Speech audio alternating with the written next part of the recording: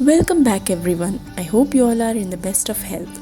So, we turned COVID positive 3 weeks back, which explains my long break, and by the grace of God, we are fine now. What I intend to explain through this video are the different categories of play so that you can observe and understand your child in a better way and prepare their environment to support their current interest and type of play they are involved in. The nature of a child's play changes as they grow and develop. Many a times I've come across parents who are worried if their children are learning enough or if they are just wasting their time playing around the house. We adults are eager to teach our children everything at the earliest possible age. But do we realize that there is no better learning medium for a child than play? Play is crucial to every aspect of development and is a way in which the child learns. It's a safe medium through which children interact actively with their environment and explore different feelings. I also wish to convey another message through this video. Often I've seen adults being judgmental of young children, typecasting or categorizing them as antisocial when they see them play alone and not in a group.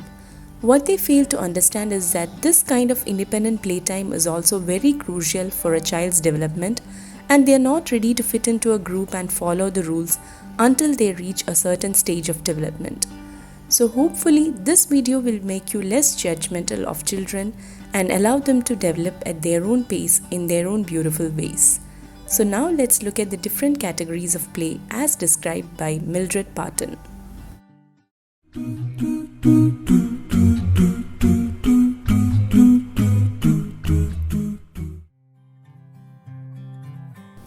This kind of play is typical of very young children. The child plays alone and independently with different toys to others around him or her. He or she makes no effort to get close to other children and pursues own activity without reference to what others are doing. In other words, you'll see that the child is in his or her own world. One important thing to mention here is, it's not necessary that the child is quiet and sitting alone in a corner when he is involved in this kind of play. He could be very active and running around as well, but he wouldn't need a playmate. This stage is very crucial to a child's development. Allow him opportunities to explore things in his own ways and in his own world. Let him create his own games and roles. Let him come up with new ways of using things to suit his needs. Nurturing this kind of play will make it much easier for you at a later stage, as your child will be very happy to play by himself when he has nobody around.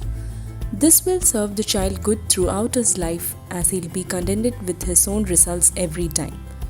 I've seen the results of nurturing this kind of play during the last few weeks when COVID restricted my son from getting out of the house and meeting his friends and family. He complained not even once and was constantly finding new things to explore in the house, even though he was so used to and missed his walks and cycle rides. At this stage, you can provide the child with a lot of open-ended toys like blocks, boxes, play kitchens, shawls, vehicles, stones and sticks, animals, etc. In this kind of play, the child watches other children at play and is involved as a spectator. He may ask questions or offer suggestions, but does not become an active participant. Even though this stage may seem to be inactive and unimportant, it has its own significance. This is your child's first step in learning how to play along in a group. He is absorbing all the skills needed for group play through observation. He learns the basics of sharing and following the rules. It could also be learning from an adult. Our kids could just spend some time watching us cut vegetables or planting a seed or fixing a broken toy. Give them opportunities to watch other children play by taking them out for a walk to the park. You might see them hesitant to join others, but don't force them. They need time. At this stage, it is more important for them to observe. In parallel play, the child plays independently but alongside other children. They play with similar toys, but each child is absorbed in his own individual play, not taking much notice of what others are doing. He makes no attempt to control the going or coming of other children. Children may talk aloud, but usually not about the same topic. It's the final stage before the child learns to connect with others. Keep out toys that can be shared easily, like blocks or other gross motor materials that doesn't need turn taking. because at this stage they are still not ready to share with other children and are easily overcome by possessiveness. You'll see a lot of that is mine fights. Now finally, at this stage, the child starts to play with other children and you will notice that he craves for the company of other children. Their conversations are around common activity. They start sharing and exchanging toys and follow one another. They also make mild attempts to control which child may or may not play in the group, but children generally come and go as they please. All group members are engaged in similar, if not identical, activity. But one thing you'll need to notice here is children do not subordinate their individual interests to that of the group even at this stage. Each child acts as he or she wishes with different play agendas, making up their own stories. Their goals might be different. You could provide the children with Play-Doh and low-mess art supplies at this stage. Legos and building blocks are also a hit. Now this stage marks the beginning of teamwork. The child plays in a group that has a specific play intention and a common play agenda. Children work together to create a theme and a storyline. There is a marked sense of belonging to the group. Roles are allocated to each individual and these roles are interdependent, which means it now matters if someone leaves or enters the group. Children share the available materials. This is the most complex form of play and can be difficult to sustain.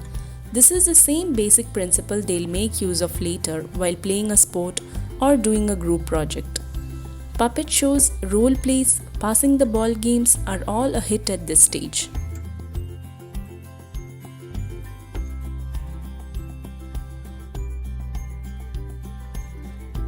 All types of play described in this video have important contributions to make in a child's development. The ages mentioned mark the beginning of each type of play. So, a 6-year-old may very well play cooperatively at one time and at other times you may see him involved in solitary play. In the same way, you'll see a 2-year-old playing in either a solitary or parallel way. There may also be times when she plays associatively or cooperatively. Children will choose how they play according to their needs at a particular time and also the kind of situation they are in. For instance, a child with siblings might start playing associatively and cooperatively much before a single child. So that was all for today everyone. I hope you all liked this video. If you did, please give it a thumbs up and share it with your friends and family. And if you're new here, please don't forget to subscribe to the channel. Thanks for watching.